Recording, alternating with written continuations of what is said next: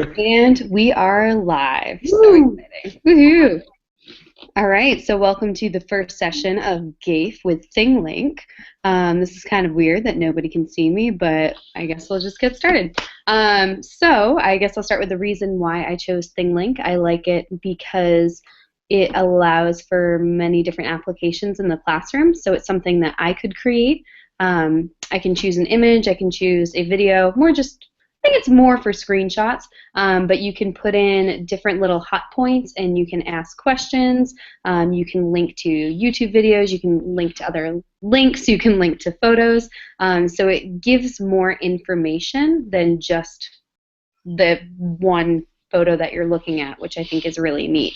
Um, for things like, I decided to try it for a soccer unit. So in Spanish 4, I had the kids pick a soccer team on La Liga in España, and then they investigated a team, but in the beginning they had a hard time figuring out which team was which, and they didn't know where it was. So I figured if I made this map, then they could figure out where each team is from, and then they could I don't know, pick their team based off of the map and their autonomous community.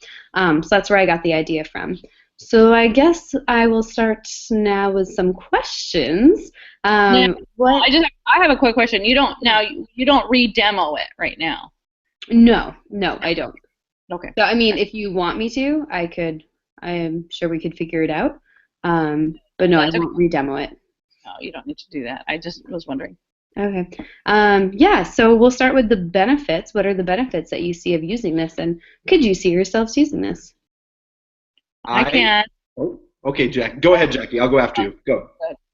Well, I like it because we could incorporate geography, culture, music, whatever it is that you want to do within the maps. Like I love the map thing, and I love that you could, obviously link it, and that the kids could create things or the teacher can create things, and I think it would be a great way to present material. Absolutely. I agree. Like with our unit right now that we're doing with Spanish too, and how we kind of want to do a website with itineraries and whatnot on travel. I think that this would be really neat in order to get information about each country, have them get a map of the country itself or get a map of different countries and have them include information about that. Absolutely. Yeah, and I'm excited to use that for our Spanish 2 project. Did you have any questions about ThingLink that I did not answer in the video?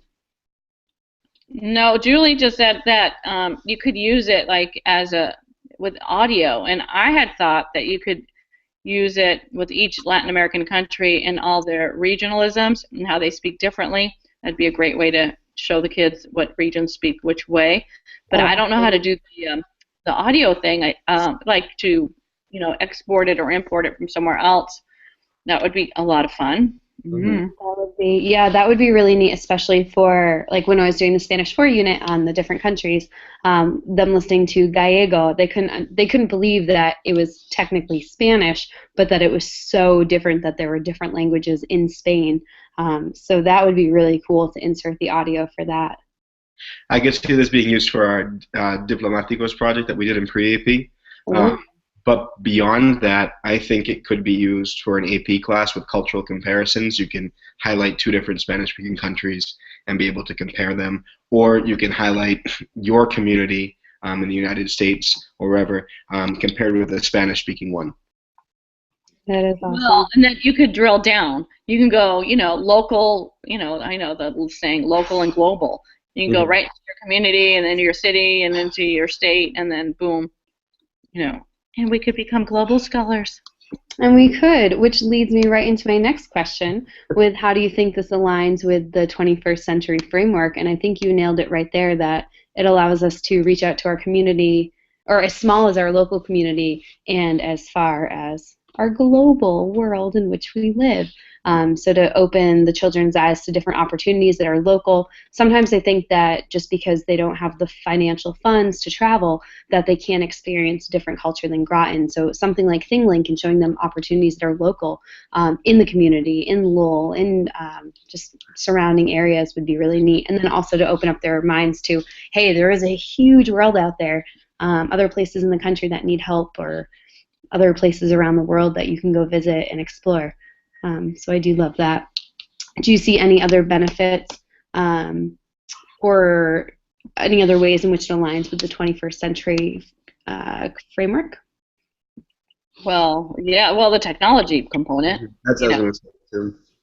that's obvious that the technology component makes the world is, there's that book called The World is Flat, and to me that means everyone has access to Hmm. everything, and that's exactly I think what we're telling the kids. Even if you can't travel, or even if you don't travel right now, you still have access to. We have so much. I mean, it's limitless. It's just up to the teacher and how much time we have to put into these projects.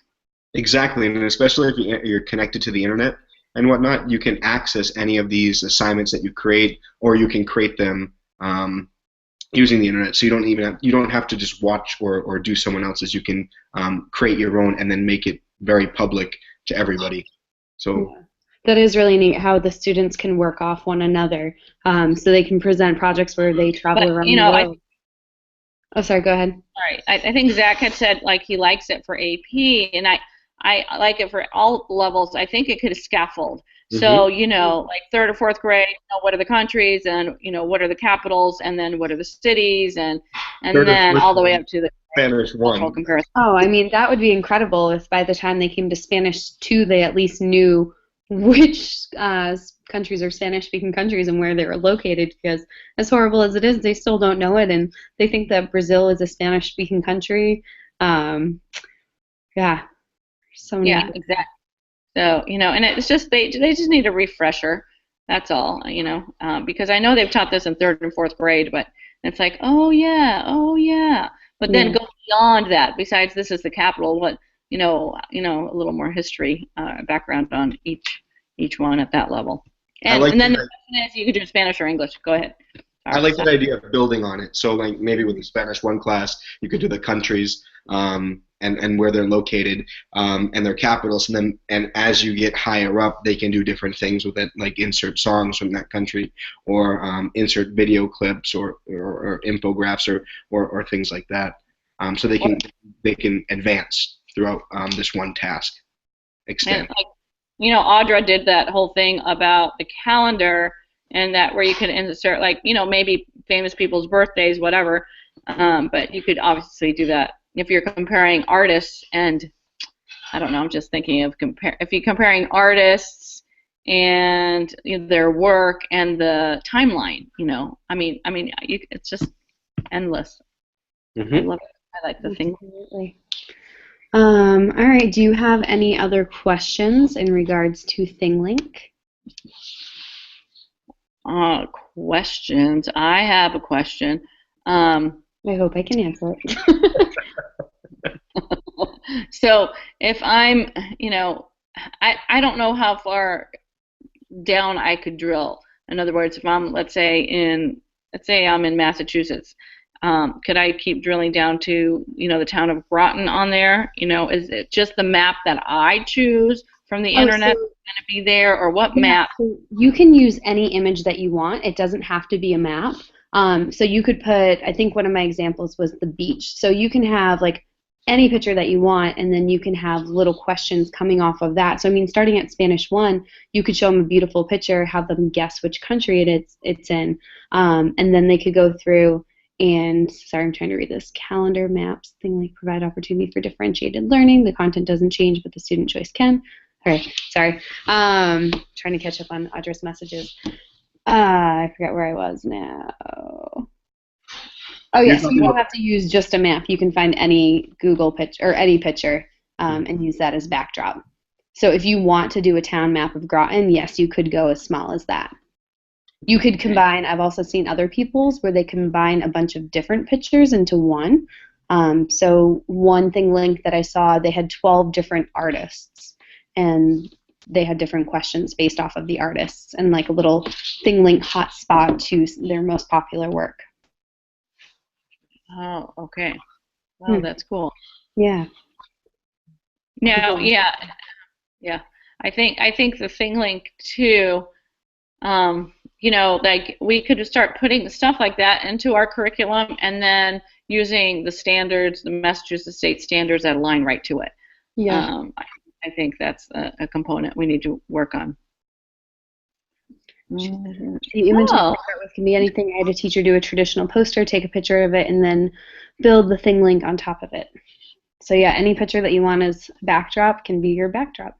And if you noticed in the first page, so you can upload a picture, you can use a website, you can use a link. You can also, if you have a Flickr account, you can also connect to your Flickr account, so you can use your own personal photos as well. yeah. I mean, I don't know. I see endless uses of it. I think it's Yeah, and I think it'd be great once we all do share them, is we can copy the links, and then we could put them in a folder and all share those resources. So that way, if Zach has a great idea for Spanish 2, I can go in there and grab it, or Jackie has one for 5 or whatever, I can go in there and grab it as well. So I think it'd be super helpful to all share these too. Have a nice folder of them. QR coded. Ooh, we could QR code it. That could be fun. I've already started one for my Spanish 1 class, a ThingLink that we're just getting into a chapter with noun adjective agreement, and I started it with 2 different people, and I asked the students to choose between 2 different adjectives to describe them, and so they have to hover above it and decide which one best suits the character itself. So I'm already trying to kind of incorporate it in my Spanish 1 class because I think it would be a really great resource for that. Yeah, and for that, it's so fun because that's the Harry Potter one that you did, right? Exactly, yeah, I did a Harry Potter. So the kids love it, they get into it, and it just makes it a little more fun for them and a different way to see the vocab and associate it with what we're doing and what we're trying to get them to do. And again, I can definitely see them using it too, them being able to create their own description-wise, noun-wise. I definitely can see that. Absolutely. Wonderful. How come we hear feedback? Like, and we're all so far away, right? Like, I still hear like feedback, you know? Is that funny? Do you guys hear that on your computer? No. I don't either. I hear feedback like wah, wah, wah. It's a little What? delayed, but I don't hear feedback, luckily. Oh, okay, good. Fine. Go ahead. Mhm. Yeah. All right. Well, does anybody have any other comments or questions? I think I need to, just kind of get my hands dirty with it and then figure it out. Yeah. And once the kids use it and I use it, then it's like, oh, then it's a brand new world. I think they'll have a lot of fun with it too. I mean, even just simple things like practicing how to write questions. That's so simple. They can find any picture that they want and then just practice writing questions, and there you go. Yeah, preguntas. There you go. Audra's got it. Audra said it. How cute. Audra said that? Oh, Audra. Google Translate. Zachary. Hey! What? No, it's a Google class. She's using her resources. I'm saying. Oh, okay, good. Okay, wonderful. Well, if nobody has any other questions or comments, then we can close out and take a brief rest or descanso before we move on to EduCanon. Oh, I'd love to introduce it in a couple minutes. Okay, great. If you want to start early, just send it on over, and I'm going to switch computers. Sweet deal. I'm going to stop broadcast. Adios. Adios. Thank you for tuning in.